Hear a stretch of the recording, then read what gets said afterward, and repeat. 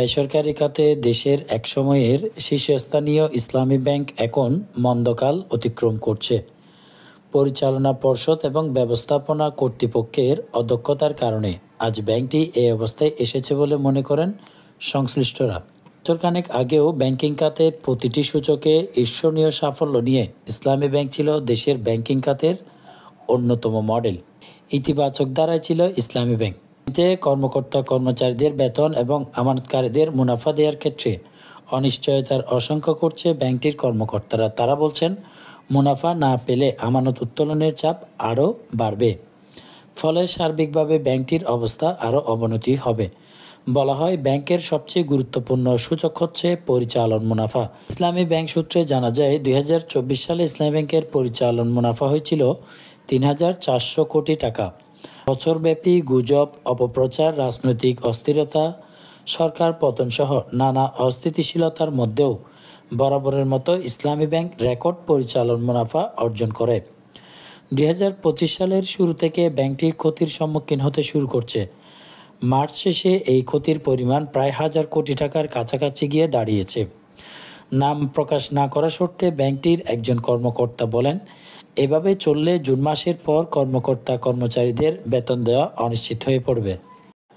আমানতকারীদের মুনাফা দেওয়াও সম্ভব হবে না এবং মুনাফা না পেলে আমানত উত্তোলন শুরু হবে, ফলে ব্যাংকের অবস্থার আরও অবনতি হবে। অপর এক গুরুত্বপূর্ণ সূচক হচ্ছে শ্রেণীকৃত বিনিয়োগ। 5 আগস্টের পট পরিবর্তনের আগে ব্যাংকের শ্রেণীকৃত বিনিয়োগ ছিল সর্বোচ্চ 4%। নতুন পর্ষদ ও ব্যবস্থাপনা কর্তৃপক্ষ দায়িত্ব নেওয়ার পর তাদের অনভিজ্ঞ ও অপেশাদার নীতির কারণে ব্যাংকটির এখন ব্যবসায়িক ক্ষতির মুখোমুখি হচ্ছে।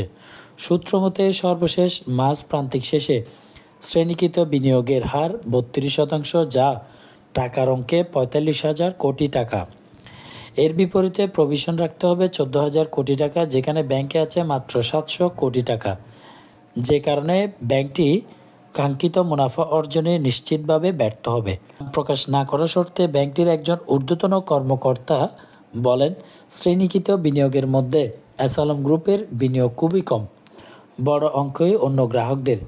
এসআলম গ্রুপের বিনিয়োগ জুন-সেপ্টেম্বর এবং সর্বশেষ ডিসেম্বরে গিয়ে যখন শ্রেণীকৃত হবে তখন ব্যাংকের পরিস্থিতি ভয়াবহ হবে।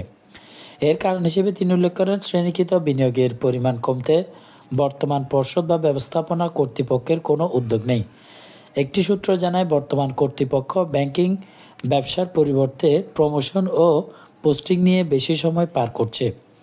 বিনিয়োগ আদায়ের প্রতি তাদের নজর ক্ষীণ। তারা কেবল বছর শেষে পুনঃতফসিলের মাধ্যমে বিতরণকৃত বিনিয়োগ নিয়মিত করার এবং বাংলাদেশ ব্যাংক থেকে 40 থেকে 50,000 কোটি টাকা উদ্ধার প্যাকেজের আশায় সময় পার করছে। ব্যাংকটির অন্যতম আয়ের মাধ্যম ছিল রেমিটেন্স ও বৈদেশিক বাণিজ্য। নতুন ব্যবস্থাপনা কর্তৃপক্ষ দায়িত্ব নেওয়ার পর রেমিটেন্সে ধস নেমেছে। আগে যেখানে ব্যাংকটি এককভাবে 35% পর্যন্ত রেমিটেন্স আহরণ করত, সেখানে তা কমেছে 16.43% নেমে এসেছে, যা বাংলাদেশ ব্যাংকের ওয়েবসাইট থেকেই জানা যায়। রেমিটেন্স কমার প্রভাবে ব্যাংকটির আমদানি বাণিজ্য নিম্নমুখী, আর রপ্তানিমুখী শিল্প সহায়তার অভাবে ভালো রপ্তানিকারকরা অন্য ব্যাংকে চলে যাচ্ছে, ফলে রপ্তানি আয়ও নিম্নমুখী। আমদানি রপ্তানির চালচিত্র বিবেচনায় বৈদেশিক বাণিজ্যের শীর্ষস্থানীয় ব্যাংকটি এখন পতনের ধারায় চলে গেছে। এই থেকে উত্তরণের উপায় জানতে কথা বলতে চাইলেন নাম প্রকাশ না করা সত্ত্বেও ঊর্ধ্বতন ব্যবস্থাপনা কর্তৃপক্ষের একজন কর্মকর্তা জানান, ব্যবসায়ীদের সঙ্গে কেন্দ্রীয় ব্যাংকের সমঝোতার পরিবেশ তৈরি করে রিভলভিং সুবিধা চালু করলে এবং নতুন করে সীমার মাধ্যমে এলসি খোলার সুযোগ দিলে শ্রেণীকৃত বিনিয়োগ অনেকটাই কমে আসবে। ব্যবসা বান্ধব নয় এরকম কিছু সিদ্ধান্তের কারণে পুরো ব্যাংকিং খাত এখন ঝুঁকির মুখে।